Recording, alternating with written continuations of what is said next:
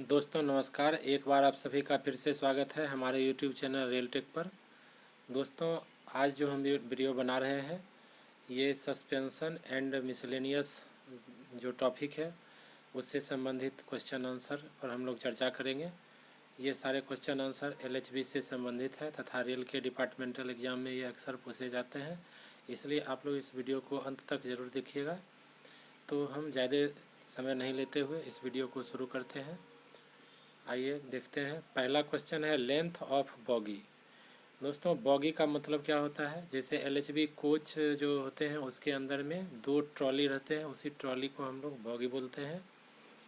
तो LHB का जो बॉगी होता है वो फिएट बॉगी होता है और उसका जो लंबाई होती है वो 3534 mm, यानी इसका जो सही आंसर है यह है 3534 mm। आइए अब हम लोग अगले क्वेश्चन पर आते हैं। Weight of boggy. Weight of boggy मतलब जो LHB में एक कोच में 2 बॉगी लगे होते हैं तो प्रत्येक बॉगी का जो वेट होता है वो 6.92 टन होता है, यानी इसका जो सही आंसर है यह है 6.92 टन। अब है विड्थ ऑफ फिएट बोगी, यानी कि फिएट बोगी की चौड़ाई कितनी होती है। LHB में जो बोगी लगे होते हैं हमने पहले ही बताया था, उसको हम लोग फिएट बोगी बोलते हैं और इसकी जो चौड़ाई होती है वो होती है 30 mm, यानी कि 3030 mm। अगला क्वेश्चन है distance between centre of 2 boggy is, यानी कि 2 बॉगी जो LHB के एक कोच में 2 बॉगी लगे होते हैं उनके सेंटर के बीच की जो दूरी होती है वो कितनी होती है 14,900 mm, यानी कि 14,900 mm। आइए अब हम अगले क्वेश्चन को देखते हैं। अगला क्वेश्चन है capacity of luggage room of WLRRM is, यानी कि LHB में जो ब्रेक वैन लगे होते हैं जो रैक के आगे और पीछे होते हैं उसको हम लोग WLRRM भी बोलते हैं और उसका जो कैपेसिटी है लगेज रूम का वो पूछा जा रहा है कि लगेज रूम का कैपेसिटी कितना होता है, तो ये होता है 5 टन। दोस्तों हम लोग समझने में आसानी के लिए यहाँ पर फिर से रीडिंग से लिख दिए हैं कि LHB कोच की लंबाई कितनी होती है। बोगी लेंथ 3534 mm और यहाँ पर आप लोग देखिए बोगी लेंथ 3534 mm और बोगी विड्थ 3030 mm। चलिए अब हम लोग आगे क्वेश्चन पर जाते हैं। अगला क्वेश्चन है cooling capacity of LHB coach is. LHB coach का जो कूलिंग कैपेसिटी होता है AC कोच का वो कितना होता है, तो ये होता है 22.5 kV। यहाँ पर KW, यहाँ पर 4 ऑप्शन दिए हुए हैं, इसका जो सही आंसर है वो है 22.5 kW।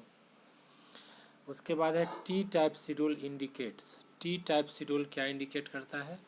दोस्तों आप लोग जानते हैं कि LHB में जो शेड्यूल होते हैं वो 2 तरह के होते हैं, कुछ शेड्यूल डिपो शेड्यूल होते हैं और कुछ सॉफ्ट शेड्यूल होते हैं। तो इसमें से जो टी टाइप शेड्यूल है वो क्या इंडिकेट करता है, तो ये इंडिकेट करता है trip schedule.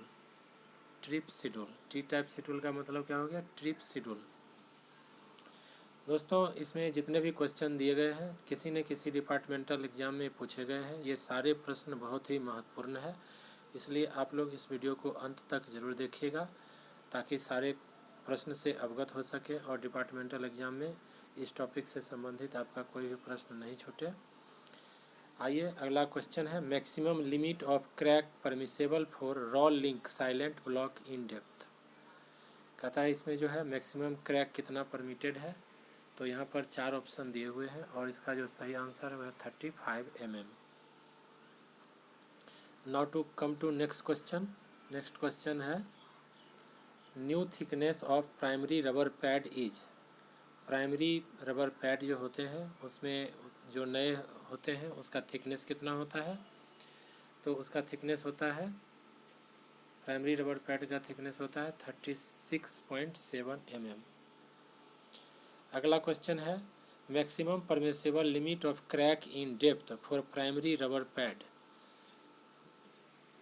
Primary rubber pad का जो परमिसेबल क्रैक लिमिट है ये कितना है, तो यह डेप्थ इसका कितना होना चाहिए 18 mm।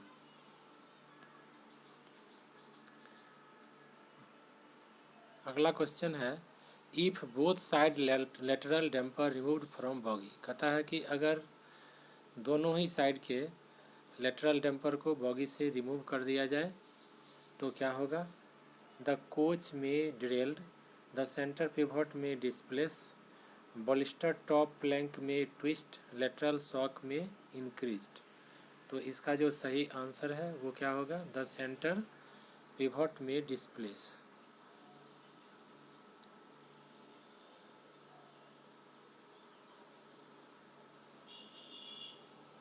अगला क्वेश्चन है इन case of Greaves oozing can be seen from. ठीक है, इसमें 4 ऑप्शन दिए हुए हैं। यहाँ पर पहला जो है इसका आंसर जो है पहला होला ए होगा इसका आंसर।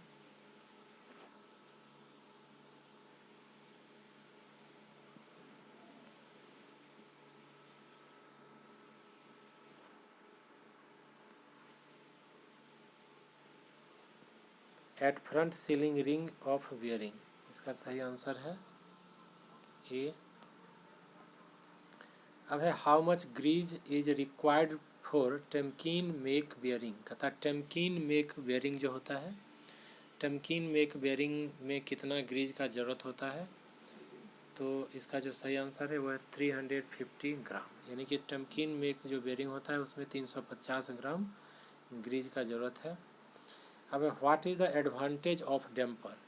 मतलब डैम्पर का एडवांटेज क्या होता है, यानी कि उसका विशेषता क्या है। यहाँ पर 4 ऑप्शन दिए हुए हैं। सस्पेंशन में भी इंक्रीज्ड, राइडिंग इंडेक्स में भी इम्प्रूव्ड, कंफर्ट में भी इंक्रीज्ड।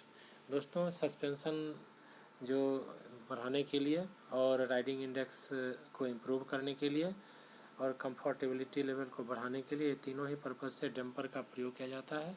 तो इसका सही आंसर होगा ऑल ऑफ द अबव। दोस्तों हम लोग रेल से संबंधित जो डिपार्टमेंटल एग्जाम में प्रश्न पूछे जाते हैं, इससे पहले हम लोग अलग अलग टॉपिक वाइज वीडियोस पर बनाए हैं। अगर आप अभी तक उसको नहीं देखें उस वीडियो को तो उसको भी देख सकते हैं। डिपार्टमेंटल एग्ज़ाम के लिए ये बहुत ही लाभप्रद होगा। और यदि आप हमारे चैनल पर नए हैं तो जल्द से जल्द इस चैनल रेल टेक को सब्सक्राइब करें और अपने दोस्तों को भी शेयर करें, ताकि अधिक से अधिक इसका जो लाभ है वो आपके दोस्तों को मिल सके। और वीडियो अगर आपको देखने के बाद वीडियो अच्छा लगे तो वीडियो को लाइक, शेयर और सब्सक्राइब ज़रूर करें। आइए अगले क्वेश्चन पर हम लोग चलते हैं। अगला क्वेश्चन है compressed length of your damper is. Your damper का कंप्रेस्ड लेंथ कितना होता है, तो इसका जो कंप्रेस्ड लेंथ होता है ये होता है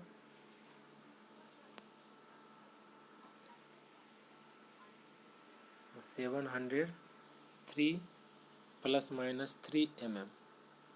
अब है damper I has 0.5 plus 1.0 mm deep crack on rubber surface, it should be note replaced. इसको बदलने का ज़रूरत नहीं है, तो इसका सही आंसर है ए। उसके बाद है extended length of your damper is. Your damper का एक्सटेंडेड लेंथ कितना होता है, तो ये होता है 1083 ±3 mm। दोस्तों जितने भी डैम्पर लगे होते हैं LHB कोच में, तो उसमें से जो सबसे बड़े डैम्पर होते हैं वो योर डैम्पर होते हैं। और इसका एक्सटेंडेड लेंथ यहाँ पर दिया हुआ है 1083 ±3 mm। अगला क्वेश्चन है compressed length of primary vertical damper is. Primary vertical damper का कंप्रेस्ड लेंथ कितना होता है, तो ये होता है 294 ±3 mm। तो इसका सही आंसर है 294 ±3 mm। अब हम लोग अगला क्वेश्चन पर आते हैं। अगला क्वेश्चन है extended length of primary vertical damper is. Primary vertical damper का जो एक्सटेंडेड लेंथ होता है ये कितना होता है, तो ये होता है 434 ±3 mm। तो इसका सही आंसर जो है ये बी होगा। उसके बाद है stroke of primary vertical damper is. Primary vertical damper का स्ट्रोक कितना होता है, तो यहाँ पर 4 ऑप्शन दिए हुए हैं और इसका जो सही आंसर है यह है 140 mm। दोस्तों हम लोग इसको बार बार पढ़ के याद रख सकते हैं, इसलिए आप कुछ भी कर रहे होते हैं, अगर आपको काम के बाद खाली समय बच जाता है ड्यूटी आवर में भी, और आप ट्रैवल कर रहे होते हैं या कहीं भी खाली समय है, उसको आसानी से आप लोग इस वीडियो को निकाल के देखते रहें। बार बार पढ़ने से आपको सारा जो इसका आंसर है वो याद हो जाएगा और डिपार्टमेंटल एग्ज़ाम के लिए बहुत ही यूजफुल क्वेश्चन आंसर है, इसलिए आप लोग इसको स्किप मत कीजिएगा।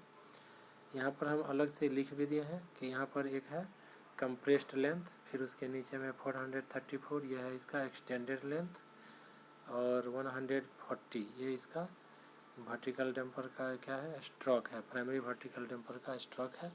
तो यहाँ पर हम लोग याद करने के लिए, जिससे आप लोगों को आसानी हो सके, इसको बीच बीच में डाल दिया है। अब है overall stroke of your damper is, your damper का ओवरऑल स्ट्रोक कितना होता है, तो ये होता है 380 mm। सही आंसर है 380 mm। Compressed length of secondary vertical damper is. दोस्तों यहाँ पर बहुत सारे डैम्पर आ रहे हैं, तो जैसा कि आप सभी जानते हैं कि LHB कोच में 4 प्रकार के डैम्पर का प्रयोग किया जाता है। LHB के हर एक यानी कि फिएट बोगी में 4 प्रकार के डैम्पर लगे होते हैं और हर एक बोगी में डैम्पर की संख्या 9 होती है। हम लोग पहले ही जो वीडियो लाए थे उसमें इसका चर्चा कर चुके हैं, फिर भी हम लोग एक बार बता देते हैं ताकि आपके लिए आसानी हो सके। तो पूरे LHB कोच में 18 नंबर्स डैम्पर का प्रयोग किया जाता है। तो क्वेश्चन नंबर 22 है compressed length of secondary vertical damper is. Secondary vertical damper का कंप्रेस्ड लेंथ कितना होता है, ये होता है 395 mm, 395 mm होता है। और extended length of secondary vertical damper is, secondary vertical damper का एक्सटेंडेड लेंथ होता है 635 mm। इसको हम लोग एक जगह पर लिख दिए हैं, यह है 395/635 mm, यानी कि ऊपर वाला जो है यह है कंप्रेस्ड लेंथ और नीचे वाला जो है यह है extended length of secondary vertical damper. अब हम लोग अगले क्वेश्चन पर आते हैं। अगला क्वेश्चन है compressed length of lateral damper. दोस्तों हर एक फिएट बोगी में एक लेटरल डैम्पर का प्रयोग किया जाता है। 1 number lateral damper is used in each fiat bogie. तो इसका जो कंप्रेस्ड लेंथ होता है ये होता है 400 mm लेटरल डैम्पर का कंप्रेस्ड लेंथ, और extended length of secondary lateral damper ये होता है 545 mm। तो इसको हम लोग यहाँ पर लिख दिए हैं और ये इसका ओवरऑल स्ट्रोक है लेटरल डैम्पर का। तो ऊपर वाला क्या हो गया कंप्रेस्ड लेंथ, नीचे वाला हो गया एक्सटेंडेड लेंथ वर्टिकल जो सेकेंडरी लेटरल डैम्पर है उसका, और 185 इसका स्ट्रोक हो गया। Overall stroke of secondary lateral damper is, तो इसका जो होता है 185 ± 3 mm।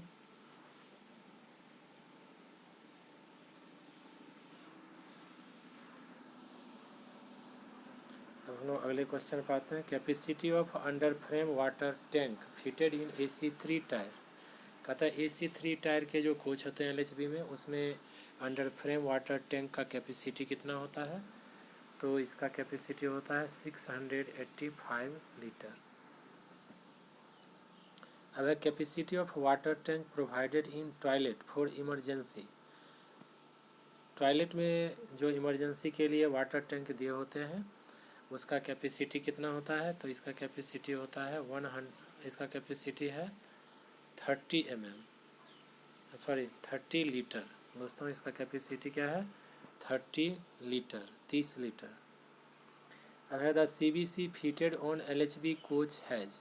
कहता है LHB कोच में जो CBC फिटेड होते हैं यानी कि सेंट्रल बफर कपलर फिटेड होते हैं, उसका काम क्या है, यहाँ पर उसका काम पूछा जा रहा है। पहला क्या है ओनली पुलिंग, केवल खींचना, ओनली बफिंग, केवल बफिंग का काम करना, both pull and buffing action, और आइदर A और B।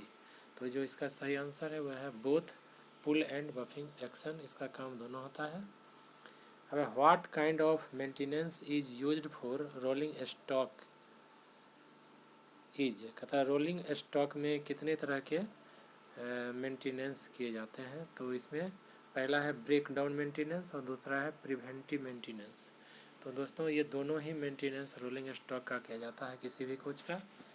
तो इसका आंसर है बोथ ए एंड बी। अगला क्वेश्चन है primary maintenance is a type of, कहता है प्राइमरी मेंटेनेंस किस टाइप का मेंटेनेंस होता है। तो प्राइमरी मेंटेनेंस क्या है, प्रिवेंटिव मेंटेनेंस है। प्राइमरी मेंटेनेंस क्या होता है, तो जो मेंटेनेंस किसी भी कोच का उसके बेस डिपो में किया जाता है उसको हम लोग प्राइमरी मेंटेनेंस कहते हैं।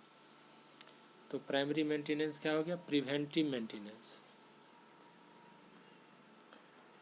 अब हम लोग अगले प्रश्न पर आते हैं। अगला प्रश्न है POH and IOH schedule of Rajdhani coach is a type of, कहता है राजधानी कोच का जो POH और IOH शेड्यूल है ये किस टाइप का मेंटेनेंस है। तो दोस्तों ये है प्रिवेंटिव मेंटेनेंस, प्रिवेंटिव मेंटेनेंस है ये। अगला क्वेश्चन क्या है, the maintenance done on pit line is, कहता है जो मेंटेनेंस पिट लाइन में किए जाते हैं वो किस टाइप के मेंटेनेंस हैं। पहला secondary maintenance only, primary maintenance only, safe to run only, A and B of above only, यानी कि इसका जो सही आंसर है वो है D, A and B of above only. Now come to question number 34, the capacity of axle of LHB coach is, LHB coach के axle का कैपेसिटी कितना होता है। तो इसमें जो एक्सल का कैपेसिटी है वह 16.25 टन, यानी इसमें 16.25 टन के एक्सल लगे होते हैं। अब है yellow point is provided on axle box indicate for, कहता है इसका जो सही आंसर है यह है the location where actual temperature of bearing can be measured. उसके लिए येलो पॉइंट दिए जाते हैं, यहाँ से जो है बियरिंग का एक्चुअल टेम्परेचर को मेजर किया जाता है। Question number 36, the main function of anti roll bar is, कहता है एंटी रोल बार का सबसे जो मेन फंक्शन है वो क्या होता है। तो 4 ऑप्शन यहाँ पर दिए हुए हैं, तो इसका सही आंसर है to prevent rolling action of coach, coach के रोलिंग एक्शन को रोकना, प्रिवेंट करना। Free movement of anti roll bar is depends upon, कहता है एंटी रोल बार का जो फ्री मूवमेंट है वो किस पर निर्भर करता है। तो पहला इसका ऑप्शन क्या है, condition of grease in bracket, condition of bearing at both end, condition can of bearing. तो इसका जो सही आंसर है वो है ऑल ऑफ एबव। अब है the anti roll bar must be checked for, कहता है एंटी रोल बार को किसके लिए चेक करना चाहिए। तो क्या है, any wearness, any crack, free movement, all of above. तो हम लोग इन सारे वजहों से चेक करते हैं। Condition of grease of anti roll bar should be checked during every, कहता है कि एंटी रोल बार का जो ग्रीज का कंडीशन है उसको हम लोग इसमें जो भी दिए हुए हैं D1, D2, D3, तो इन सभी में हम लोग चेक करते हैं। Grease of anti roll bar should be replaced during every, grease anti roll bar का जो ग्रीज है इसको हम लोग कब रिप्लेस करते हैं, इसको D2 शेड्यूल के समय हम लोग रिप्लेस करते हैं, ठीक है। The torque required for axle end safety dish, तो इसका जो सही आंसर है यह है 170 न्यूटन मीटर, 170 न्यूटन मीटर। दोस्तों हम लोग बार बार इसको पढ़ के, बार बार वीडियो को देख कर अभ्यास करके हम इसका सही आंसर याद कर सकते हैं, याद रख सकते हैं। इसलिए जब भी आपको मौका मिले आप लोग इसको ज़रूर देखें, और वीडियो अगर अच्छा लगा हो तो इसको लाइक, शेयर और सब्सक्राइब भी करें।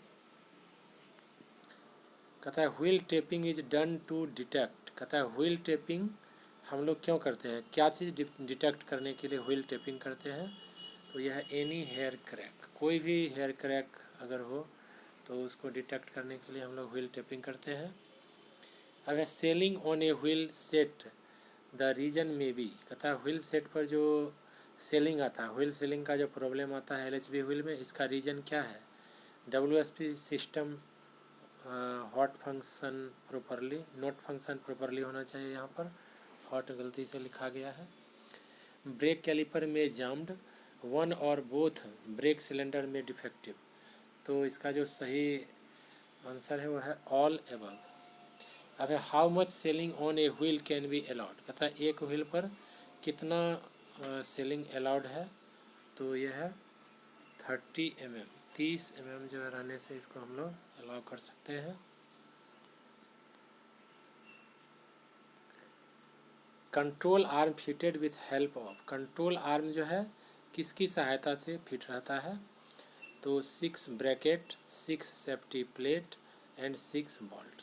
यहाँ 6 तीनों पर दिया हुआ है, ब्रैकेट, सेफ्टी प्लेट और सेफ्टी बोल्ट तीनों ही 6 की संख्या में है। आपको याद रखने में ये आसानी होगी। तो इसका सही आंसर है बी। अगला क्वेश्चन है torque required for centre pivot screw is, कहता है सेंटर पिवोट स्क्रू के लिए जो कितना टॉर्क का ज़रूरत है? वह 170 न्यूटन मीटर टॉर्क का ज़रूरत है। Torque required for control arm bracket bolt is, control arm bracket bolt के लिए कितना टॉर्क का ज़रूरत है? इसके लिए भी है 170 न्यूटन मीटर।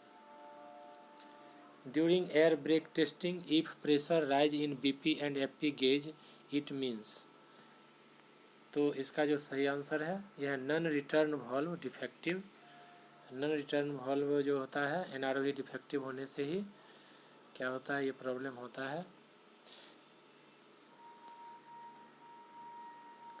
अब है what size spanner is use to loose slack adjuster nut in case of KB make, ठीक है, KB मतलब नॉर ब्रेमीज का है।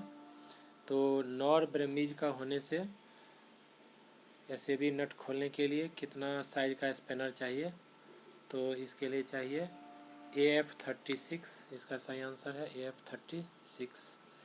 अब है the NRV is provided in, NRV कहाँ पर रहता है? ये रहता है FP लाइन में, यानी कि फीड पाइप के लाइन में ये रहता है। अगला है कि if the silent block of roll link is shifted one side, the roll link को क्या करना होगा? मस्ट रिप्लेस्ड, इसको चेंज कर देना पड़ेगा। इसका सही आंसर है मस्ट रिप्लेस्ड। उसके बाद है if the silent block of traction link shifted to one side, the traction link को क्या कर देना होगा? इसको भी रिप्लेस कर देना होगा, मस्ट बी रिप्लेस्ड। अब what is the purpose to provide primary damper, कहता है गाड़ी में जो प्राइमरी डैम्पर लगे होते हैं LHV कोच में, इसके फिएट बॉगी में, उसका पर्पस क्या होता है? तो इसका पर्पस क्या होता है? To improve primary suspension, primary suspension को इसके द्वारा इम्प्रूव किया गया है। उसके बाद what is the purpose to provide yaw damper, दोस्तों जैसा कि मैंने पहले ही बताया LHV के एक फिएट बॉगी में 9 डैम्पर लगे होते हैं और उसमें जो सबसे बड़े डैम्पर होते हैं ये होते हैं योर डैम्पर। हर एक बॉगी में इसकी संख्या 2 होती है और योर डैम्पर देने का पर्पस क्या होता है? टू मिनिमाइज रोलिंग मोशन को ये मिनिमाइज करता है।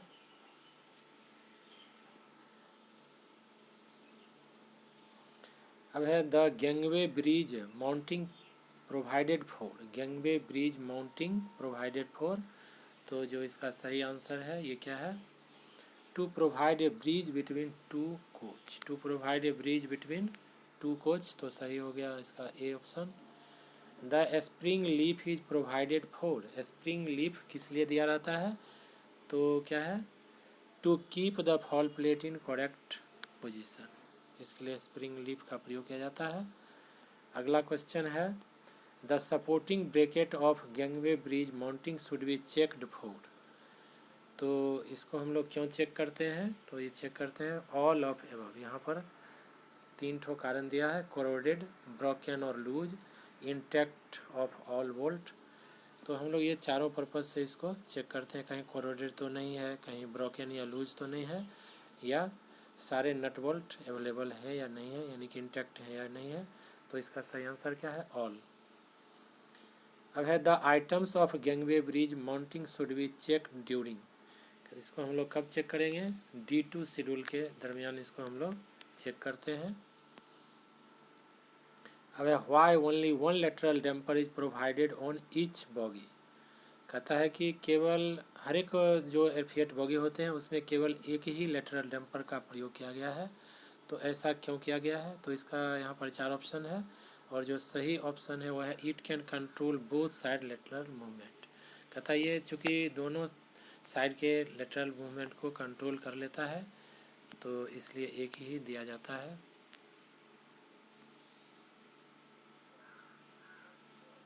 तो सही आंसर है डी। अगला क्वेश्चन है the movement of sliding door can be adjusted by. कहता स्लाइडिंग डोर का जो मूवमेंट है वो कैसे एडजस्ट किया जाता है? तो adjusting the cylinder screw. Cylinder screw को एडजस्ट करके हम लोग उसके स्लाइडिंग मूवमेंट को एडजस्ट कर सकते हैं। दोस्तों हम लोग स्टूडेंट के ज़रूरत को ध्यान में रखते हुए इसमें बिना कोई टाइम लिए हुए और एक्सप्लेनेशन के साथ हम लोग ज़्यादा से ज़्यादा क्वेश्चन को कम समय में करने का कोशिश कर रहे हैं ताकि आपको इसका फ़ायदा एग्ज़ाम में मिल सके।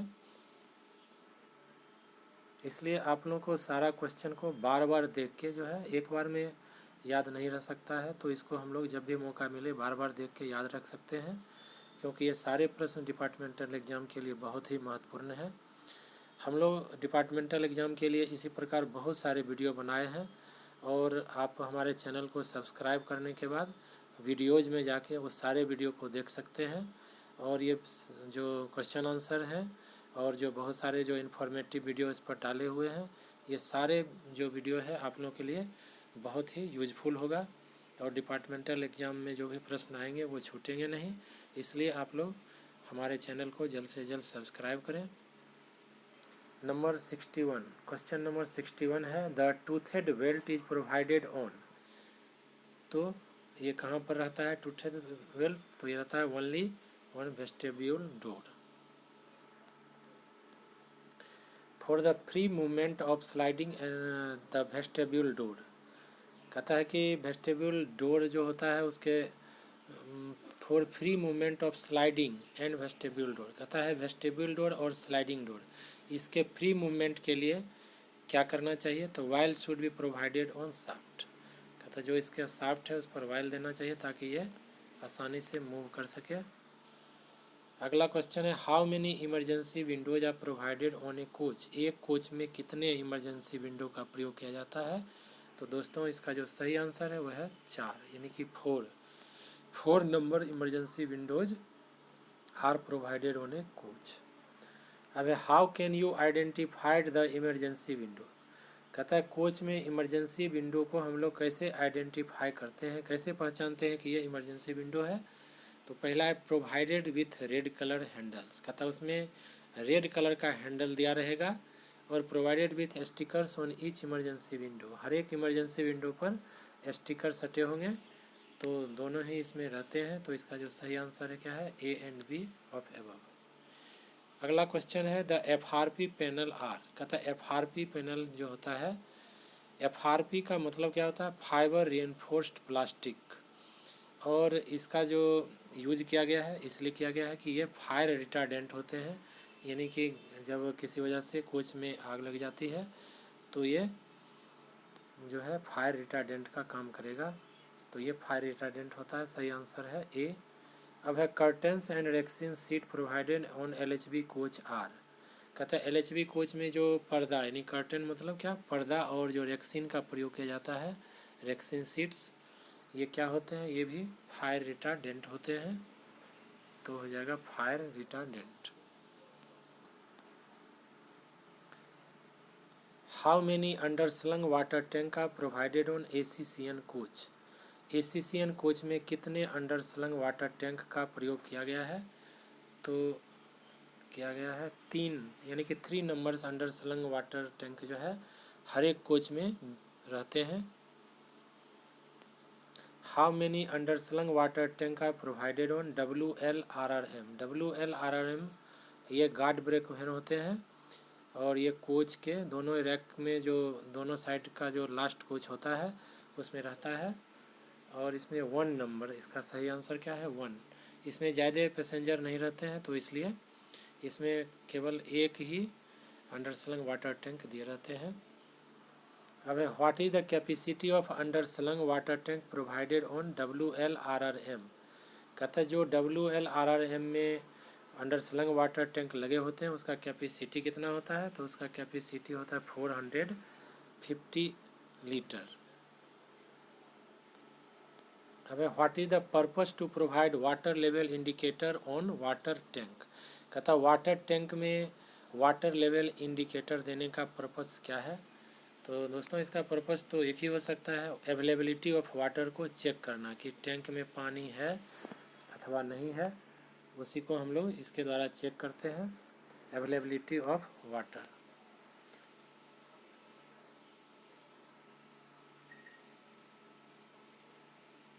Availability of water. चलिए अगले क्वेश्चन पर जाते हैं। अगला क्वेश्चन है what is the purpose to provide sensor on water tank.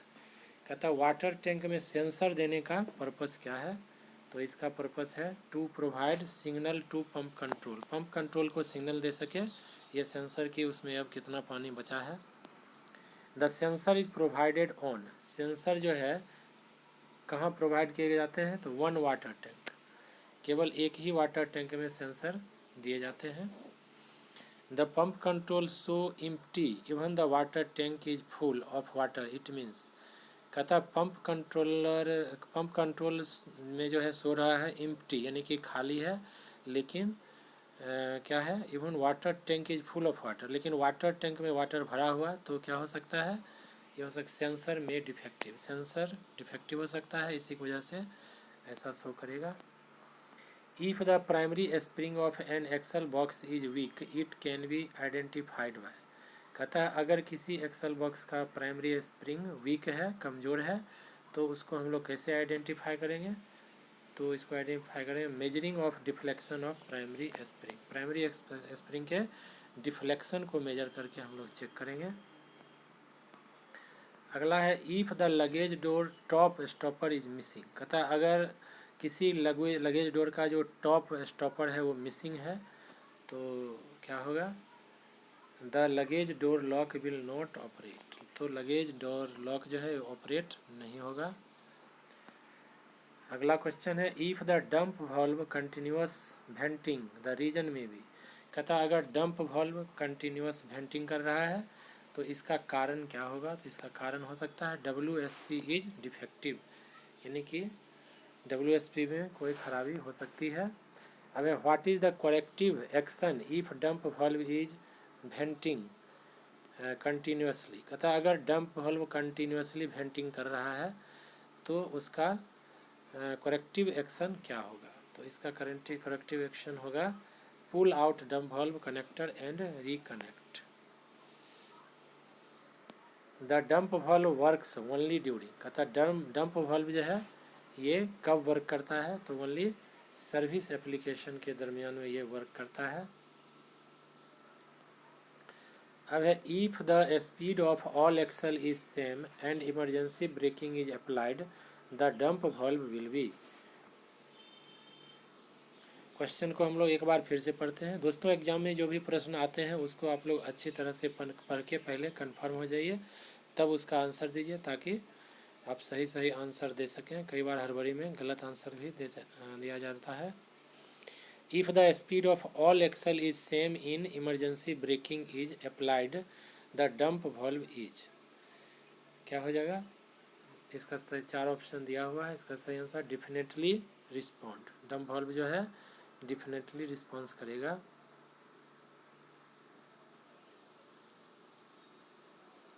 अगला क्वेश्चन है if the speed of all axle is different the emergency braking is applied dump valve will definitely respond, इसका भी सही आंसर है definitely respond, ये निश्चित रूप से काम करेगा।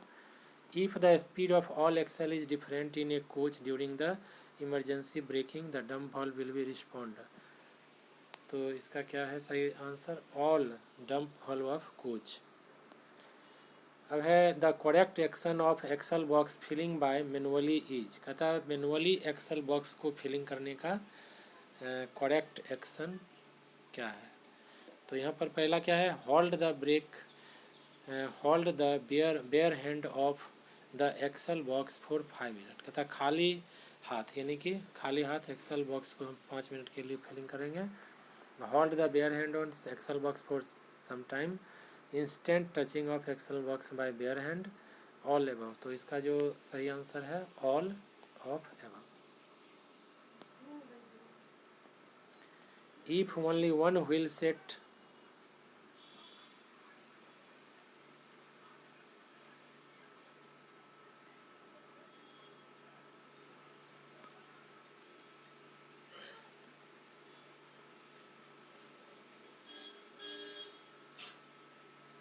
क्वेश्चन नंबर 83 पर हम लोग आते हैं। 83 नंबर का क्वेश्चन है, if only one wheel set is required to change the correct action will be. Correct action क्या होगा एक व्हील सेट को चेंज करने का, dismantle the wheel connection and lift the coach with trolley. चलिए अगला क्वेश्चन है, what can you do to avoid jamming of brake caliper. कहता अगर ब्रेक कैलिपर जाम है तो हम लोग क्या करेंगे। तो यहाँ पर 4 ऑप्शन दिए हुए हैं, तो हम इसका जो सही आंसर है डी ऑल ऑफ एबव। हम लोग इसमें से तीनों काम करेंगे। 85 नंबर का क्वेश्चन है, the brake pad should be of same thickness on. कहता ब्रेक पैड सेम थिकनेस का होना चाहिए all caliper of both trolley. कहता है कि दोनों ट्रॉली के सभी कैलिपर का जो ब्रेक पैड है वो सेम थिकनेस का होना चाहिए।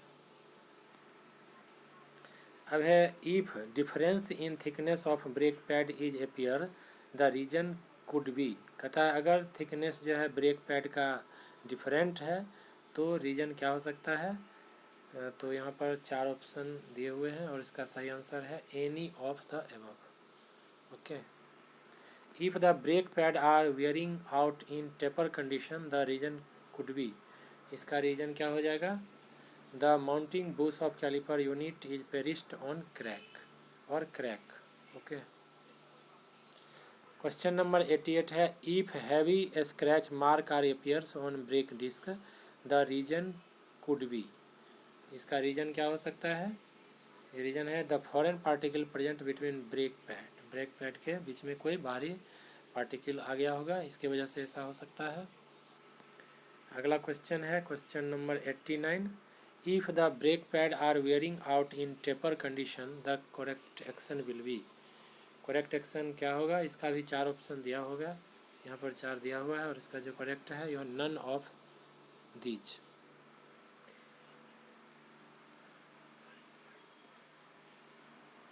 एट्टी 89 के बाद यहाँ पर गलती से 99 लिख दिया गया है। क्वेश्चन नंबर यहाँ पर होगा 90। क्वेश्चन नंबर 90 है ये। क्वेश्चन नंबर 90 क्या है, if the drain cock of 125 litre reservoir gets open और ब्रोकन तो क्या होगा, the brake of whole rake will be fail. तो सही आंसर है इसका ए 90 नंबर का। अब है, if NRV of FP line is defective. कहता अगर एफपी लाइन का जो एनआरवी है वो डिफेक्टिव है तो क्या होगा। तो यहाँ पर 4 ऑप्शन है, only 75 litre reservoir will drain हो जाएगा। उसके बाद NRV provided for to protect 125 litre reservoir and CR drain. तो इसका जो सही आंसर है वो है डी। अब है अगला question 93, the your damper will be defective if the your damper will be defective. कहता है योर डैम्पर डिफेक्टिव है, अगर इसमें से कोई भी है तो उसको डिफेक्टिव माना जाएगा। 4 ऑप्शन दिया हुआ है और इसका सही आंसर है ऑल ऑफ एबव। अब 94 नंबर क्वेश्चन है, if one side your damper is leaky. कहता अगर एक साइड का योर डैम्पर लीकी है तो क्या हो जाएगा, कोच में टिल्टेड, कोच टिल्टेड हो सकता है। If secondary vertical damper defective it will effect. अगर सेकेंडरी वर्टिकल डैम्पर डिफेक्टिव है तो ये क्या इफेक्ट करेगा। तो इसका सही आंसर है यह एनी ऑफ एबव, इसमें से कोई भी होगा। यानी कि the quality of secondary suspension पर ये इफेक्ट करेगा। और the quality of riding index पर भी इफेक्ट करेगा और स्प्रिंग में भी ब्रेकेज। 96 नंबर का और ये लास्ट क्वेश्चन है, if secondary lateral damper got defective it will effect on. कहता अगर सेकेंडरी लेटरल डैम्पर जो है वो डिफेक्टिव हो जाए तो ये क्या करेगा, किस पर इसका इफेक्ट होगा। तो दोस्तों यहाँ पर 4 ऑप्शन है, the curve negotiation, the lateral movement of coach, the centre pivot suspension. तो इसका जो सही आंसर है वो होगा एनी ऑफ अबव। ये यानी सारे पर इफेक्ट करेगा, कोई किसी पर भी इफेक्ट करेगा। तो दोस्तों ये था LHB के सस्पेंशन और मिसलेनियस टॉपिक से संबंधित क्वेश्चन और आंसर। हम आशा करते हैं कि आपको ये वीडियो अच्छा लगा होगा। अगर आपको ये वीडियो अच्छा लगा होगा तो ये प्लीज़ इसको लाइक, शेयर और सब्सक्राइब ज़रूर करें, अपने दोस्तों के बीच में अधिक से अधिक शेयर करें। दोस्तों ये जितने भी क्वेश्चन आंसर है ये रेल के डिपार्टमेंटल एग्ज़ाम के लिए बहुत ही महत्वपूर्ण क्वेश्चन आंसर है, इसलिए आप लोग इसको बार बार रिवीजन करके याद रख के और डिपार्टमेंटल एग्ज़ाम में आप लोग अच्छा परफॉर्म कर सकते हैं। तो इसी के साथ आप सभी को ये वीडियो देखने के लिए बहुत बहुत धन्यवाद। Thank you.